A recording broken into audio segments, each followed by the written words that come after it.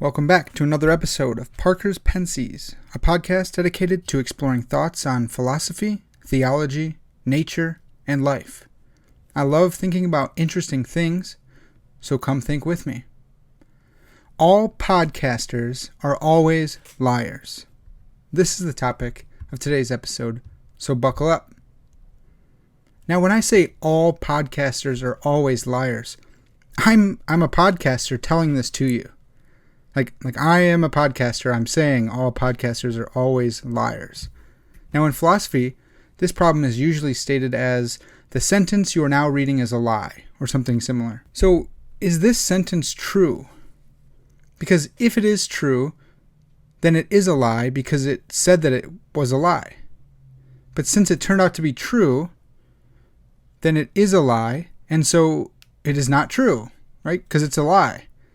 If it is not true, that is, if it is a lie, then it is true because it said it was a lie and then turned out to be a lie after all. So it's true. But it's a lie. So it's not true. But it was truthful, at least about its falsity, which makes it false. But, oh boy. Okay, so this conundrum is known as the liar paradox, or the Epimenides paradox, named after the Cretan philosopher Epimenides, and he's attributed with saying all Cretans are always liars. And though attributed to Epimenides, versions of this paradox can be found in thinkers as far back as Cicero and Aristotle. And according to philosopher Roger Scruton, the liar paradox is reputed to have caused the death of at least one ancient philosopher named Philetus of Cos. So apparently paradoxes can be pretty deadly. So just be forewarned on this podcast. So throughout Western thought, many have wrestled with this idea and sought a suitable solution to the paradox. But before we jump in, we need to define our terms. So what is a paradox? Philosopher, theologian James Anderson, in his book, Paradox in Christian Theology, defines a paradox as a set of claims which, taken in conjunction, appear to be logically inconsistent. So James Anderson, let me read that one more time. He defines it as a paradox is a set of claims which, taken in conjunction, appear to be logically inconsistent. And then Google likewise says a paradox is a seemingly absurd or self-contradictory statement or proposition that, when investigated or explained, may prove to be well-founded or true. And so a paradox is something that looks logically inconsistent but isn't immediately proven to be such. So it could turn out to be well-founded or true, but it's this paradoxical thing. That's a paradox.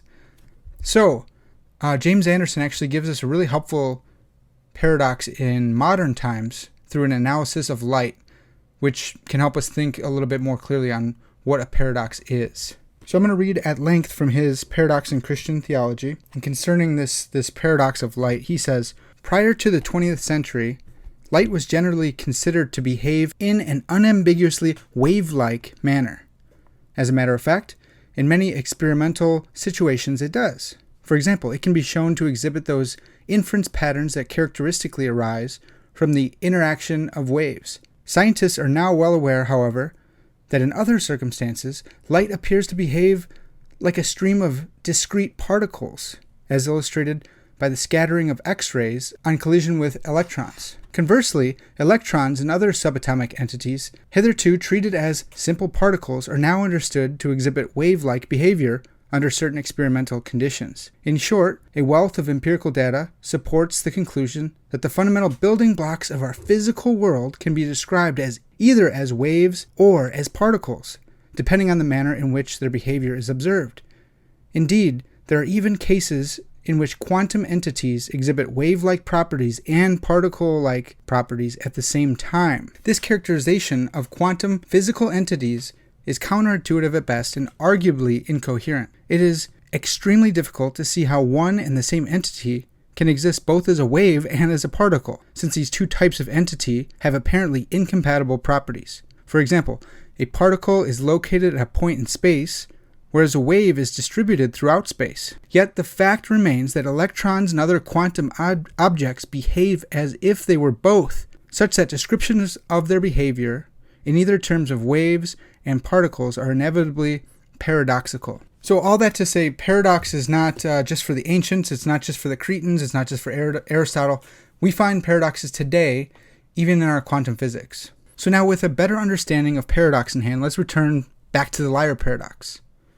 All podcasters are always liars. Now the major cause of this paradox is its self-referential nature. Since it refers to itself, it leaves us with an odd, like snake biting its own tail type feedback loop. A feedback loop, you'll recall, is that loud screech that you hear when a microphone picks itself up through the speaker. It like amplifies its own noise until we all just want to die. It's a terrible, terrible thing. So that feedback loop, that self-referential nature, is what gives rise to this particular paradox. So let's go back to the paradox. If the sentence said, the sentence you read after this one is a lie, then there would be no problem because it wouldn't refer to itself. Likewise, if Epimenides had said, all Cretans besides me are liars, then there wouldn't be a problem because he would not be referring to himself. We could test the sentence to see if it's true or false in that case. But because, in our cases, of the podcaster and Epimenides, the speaker includes himself in the class being referred to. Since it is self-referential, that is, we end up with this kind of Gordian knot. Now, Gordian knot is an intricate problem, seen to be insoluble in its own terms. So, little history on that. It's a knot tied by Gordius, king of Phrygia, held to be capable of being untied only by the future ruler of Asia and cut by Alexander the Great with his sword. So it's a little bit of mythology there, but a Gordian knot is a really tough problem. But back again to the paradox. One modern solution is to argue that the sentence is neither true nor false. It's just a failure of bivalence, meaning it's a failure of the principle that every proposition is either true or false. So this would be simply just neither true nor false. It would fall into a third category. It has no truth value. Others have said, since this falls outside the truth and falsity, then it's just sheer nonsense. It's gibberish. So then given either one of these conclusions, there is no problem. We've solved it. Boom! Hooray! Podcast over. Well, philosopher Bas van Frossen says not so quick. He says that before we begin to feel too smug about this, however, we must face a second paradox, which Van Frossen calls the strengthened liar, and which was designed especially for those enlightened philosophers who are not taken in by bivalence. Bivalence, again, the principle that every sentence, every proposition is either true or false. So the strengthened liar says, what I say is either false or neither true nor false. So this is strengthened in that the first liar paradox says, this sentence that I'm now saying is a lie, but now it's even stronger. What I say is either false or neither true nor false. So you can't just say, well, it's neither true nor false, because that's one of the options here in the strengthened liar. That's the second option. So it's either false or neither true nor false. So if it's neither true nor false, then it's true, which means it's false. And if it's false, then it's not neither true nor false, which means that it's true, which means that it's false, which means that it's neither true nor false. And so the strengthened liar is ridiculous. It's even harder. And it's awesome. It's a really good piece of philosophy. So Van Frossen continues, if we now ask whether the sentence is true or false or neither, we find that each of these answers is absurd. For example, suppose that what he says is neither true nor false. Then clearly it is either false or neither true nor false. But then what he said was the case. So what he said was true. And now we've seen properly caught, our sophistication with respect to bivalence notwithstanding. And that's Bas van Frossen in Presupposition, Implication, and Self-Reference in the Journal of Philosophy, Volume 65. So Van Frossen seeks to answer the strengthened liar paradox by appealing to his and P.F. Strawson's notion of presupposition in order to argue that the liar and the strengthened liar paradox result in failures of presuppositions, and thus they are failures of bivalence and neither true nor false. So his argument is actually very, very technical, but I think I tend to agree with him. I'm not super comfortable with saying that a proposition is neither true nor false. So let me think about it. So anyway, sorry, I need to explain presupposition. Van Frossen piggybacks off of P.F. Strawson, another philosopher, who talked about these, what are now called Strawsonian presuppositions, which are named after P.F. Strawson. A presupposition is something that must be presupposed. So it's logically presupposed prior to analysis. So Van Frossen and P.F. Strawson would say this is the liar paradox is a failure of presupposition because the thing that it's referring to, the presuppositions of the thing being referred to fail. So if I were to say that the King of France is bald, a presupposition of that sentence is that there is a King of France. Now, if there is no King of France, then the King of France is bald. That sentence has a failure of presuppositions, neither true nor false, because there is no king. If I were to say the King of France is bald, that's a false statement. I'd be buying into the fact that there is a King of France, but there's not. So I'm not going to buy in. I'm not going to say it's false because that would be to acknowledge a false presupposition that there is a King of France. That, at least, is Van Frossen and Strawson's notion of presupposition and failure of presupposition, which Van Frossen uses then to answer this liar paradox. My solution is close. Maybe it's the same. I think it's a little bit different. I'm not comfortable with saying that there's a failure of bivalence. I think that propositions are either true or they're false. But what I think is that the liar paradox is actually a pseudo proposition. It looks like it has semantic content, but upon reflection, it's actually meaningless. So we don't need to jettison bivalence then. We just put the liar paradox in the category of nonsense, saying it's not a proposition. So we still get bivalence. We still get this principle that all propositions are either true or false, but we have to say, this one that seems like it's a proposition, this sentence that I'm now saying, or this sentence that you're now reading is a lie. It really looks like it has semantic content, but it doesn't because it's self-referentially absurd. It's an absurdity. It doesn't actually make sense. Now, I could be totally wrong here, but that's where I'm landing right now. You can feel free to correct me. I welcome it. I'm still trying to think through this myself. Okay, so I know that this study of paradoxes and the liar paradox specifically is pretty dizzying, but I thought it'd be interesting to note that the Apostle Paul actually addresses this paradox in his letter to his disciple Titus. And so this is a paradox that actually has found its way into the Bible. Paul writes to Titus, he says, "This is why I left you in Crete, so that you might put what remained into order, and appoint elders in every town as I directed you. For there are many who are insubordinate, empty talkers and deceivers, especially those of the circumcision party. They must be silenced, since they are upsetting whole families by teaching for shameful gain what they ought not to teach." One of the Cretans, a prophet of their own, said, "Cretans are always liars, evil beasts, lazy gluttons." This testimony is true. Therefore, rebuke them sharply, that they may be sound in their faith, not devoting themselves to Jewish myths and to the commands of people who turn away from the truth. As you heard, Paul takes a little bit of a different tack than Van Frossen. Paul just barrels through the problem. He agrees to it and uses it as an opportunity to instruct Titus in how to handle Cretan opponents of the gospel. Paul's point is a pastoral point of instruction, and his instruction concerns a particular group of Cretans rather than Epimenides and the whole set of Cretans generally. Paul says to quote their own prophet who says that all Cretans are liars, and then use that as an opportunity to rebuke the Cretans and point them back to the truth. Okay, which is sweet. I mean, that's a great point. But the paradox that Paul addresses turns out to be a different paradox than the liar paradox and the strengthened liar.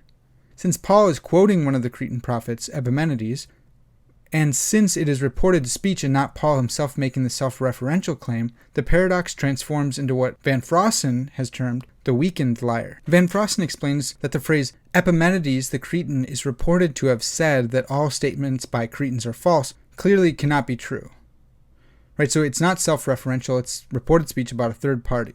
Van Frossen says, for what he said was said by a Cretan, and hence he has implicitly asserted its falsity. But we can consistently hold that what is said is false. This just means that something said by some Cretan is not false. And this is not as implausible as Epimenides seems to have thought. Okay, so we see that the weakened liar is weaker than the others in that it is false and can consistently be held to be false. Boom, so no paradox after all. But wait, didn't the Apostle Paul say that the weakened liar was true in verse 13? If Paul says that it's true, and we can see that it is obviously false, then is Paul stating a falsehood? Is Paul wrong? And if so, is biblical inerrancy, the view that the Bible speaks truthfully on everything it speaks on, is that biblical inerrancy just out the window then because of what Paul just did? Are we doomed to irrevocable skepticism? I don't think so. And here's a couple reasons why. Let's look at a couple notes from study Bibles, and maybe they can help us out. So the NIV Zondervan Study Bible note to Titus 1:12, it goes like this. It says, "The point is not that every Cretan is like this, but that decadence and dishonesty are a threat to the churches Titus oversees because they are deeply embedded in the everyday life of the surrounding culture." And likewise, the HCSB Apologetic Study Bible says, "Epimenides' characterization was not universally true, but it was true in reference to Paul's opponents." And then lastly, the ESV Study Bible says, "Of course, Paul means this as a generalization, not necessarily true of every single inhabitant of Crete." The ESV also drives the point home that the Cretans were not super great people. And they go on to quote Polybius' statement that it was almost impossible to find personal conduct more treacherous or public policy more unjust than in Crete. That's from Polybius' Histories 6:47. And quoting Cicero's statement that moral principles are so divergent that the Cretans consider highway robbery honorable. And that's in Cicero's Republic 3:9-15. So although Paul was not unfounded in agreeing that all Cretans are liars, in context it seems that he meant that Epimenides' statement is true not just universally of all Cretans, which would include Epimenides and thus commit him to a falsehood, and perhaps destroy the doctrine of inerrancy, but I don't know. Instead, he was saying that the statement was particularly true of the Cretan opponents of the gospel in the circumcision party, which does not include Epimenides himself, and thus does not entail a false proposition. Okay, I know that was a lot. I actually think we might be overanalyzing this just a little bit. Well, Parker, you're the one who brought this up. I know, but let's keep going here. I think it might be overthinking it. I think Paul is just employing a little bit of satire, a little bit of Jewish satirical humor. And so I think this is a great opportunity to bring in Peter Kreeft and his book C.S. Lewis for the Third Millennium, in which he gives this really nice overview of Jewish satire. And it's so helpful that I just want to read it at length. Kreeft says that the heart of irony is the contradiction between what seems and what is, between appearance and reality. This distinction is the origin of both philosophy and science, for both philosophy and science presuppose the questioning of appearances to find the hidden reality, something neither animals nor computers do. Animals and computers cannot be ironic. He goes on to say that irony is the subtlest and highest, most divine, form of humor. He that sitteth in the heavens laughing is not relieving his nervous tensions, or needing a cosmic relief from an onerous life, or sneering, enjoying other people's discomfort, or tittering at erotic suggestions. All these theories of humor fail because they don't go to its profoundest root, which must be rooted in God somehow. Everything good is. God is an ironist. God is even a punster. Puns are linguistic ironies, for he created a world where one thing means many other things, like a pun. Meaning in the God-created universe is multi-dimensional. As Van Balthasar put it, truth is symphonic. The only unambiguous, univocal, non-ironic, unfunny language is mathematics. Computers have no sense of humor. Kreeft goes on to say that he quotes a little bit of Thomas Aquinas, and then he goes on to say that God is Jewish, therefore his universe is full of Jewish humor, which is just quite a claim. I love that. Continuing on, Kreeft quotes from Daniel Bell, the famous Harvard educator and a Jewish guy himself, who describes Jewish humor as thus: Jewish humor is not jokes. A joke is a contrived situation, a manipulated effort, a commodity of the moment. Jewish humor is wit, the play of words, the compression of language to reflect the compression chamber of life. Kreeft goes on to explain that irony is the heart of Jewish humor, and it's actually this clash between appearance and reality. The humor questions the appearances, even the most apparently obvious truism in the world, the law of non-contradiction, which we've covered in a previous podcast. Kreeft explains a scenario where a rabbi held court, hearing two women with complaints against each other. The rabbi listened intently to the first, and persuaded by her tears, he said, "You are right." The other woman protested, "Wait, you have not heard me." The rabbi listened to her, and again persuaded, said, "You are right." Then the rabbi's wife, perplexed, said, "How can they both be right?" And the rabbi said to her, "You are right too." Which is great. And then he comes to my favorite story. This is just, it's so good. This story alone was worth buying the book. He says another example of overcoming logic itself. Sidney Morgenbesser, a Jewish philosopher at Columbia, was confronted at Oxford by John Austin.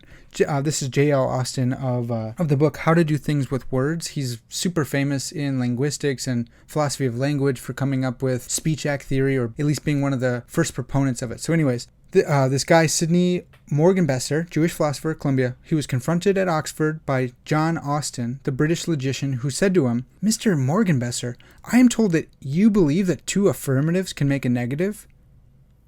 Now, that is just not possible in English. In our language, two negatives can make an affirmative, but two affirmatives cannot make a negative."